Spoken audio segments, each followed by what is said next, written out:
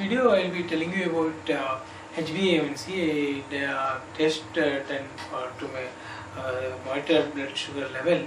Is preferred mode of investigation or preferred mode of investigation to diagnose diabetes mellitus these days. So you might or may not be aware that to diagnose diabetes mellitus, one need to have fasting plasma glucose level, which is if it comes more than 26 milligram per deciliter, or random blood glucose level more than 200 with the classical diabetes symptoms, or in case of postprandial glucose level, that is blood glucose level you get after ingesting 75 gram of glucose. If it comes more than 200, one used to do diagnose diabetes mellitus. However, because all three tests are to be repeated, nonetheless these tests are not very comfortable to do. For example, fasting plasma glucose, one has to, somebody will have some habit of taking bed tea or bed coffee, and usually the laboratory is open at 9 o'clock, sometime even 10 o'clock, something like that. Then the person has to be fasting till that time. He can't take anything else except water. Whereas in PP, person has to fast again, and he have to measure 75 gram of glucose and drink in the office and wait for 2 hours, then do the test and all. So these tests are not very comfortable for the general public. So now ADA, that is American Diabetic Association, has recently recommended that this test, HbA1c, which I am going to talk, can be used for diagnosing diabetes mellitus. What is HbA1c? It's a glycosylated hemoglobin. It's a part of hemoglobin which actually is a non-enzymatic glycosylation occurs naturally in our body. And this non-enzymatic glycosylation is actually corresponds to the amount of blood glucose level. It is usually found in one particular person's blood. And this HbA1c actually gives the average blood glucose level of last 3 months. So it is not stress related. It is not due to some illness or some ingestion of heavy food and all. It is because it's average represent average blood glucose over not just 1 or 2 days, over last 3 months.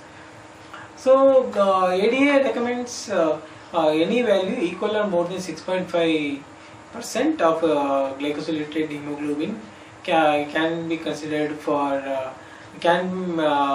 make the diagnosis of diabetes mellitus in general population. So now the question is, what are the advantages and disadvantages? Advantage, as I told you, this fasting plasma and postprandial glucose and random blood sugar have their own inconvenience, and they are not very easy to do. The person actually really have put some real effort, and it is somebody has to change their routine and to get this test done. However, in HbA1c, one can actually need not fast, or they need no need of taking any particular amount of glucose to do the test, like in PPR fasting. Person can walk in any time and any time of the day without regardless to the food intake, prior food intake. This test can be done, and it is done by using prick method or using blood.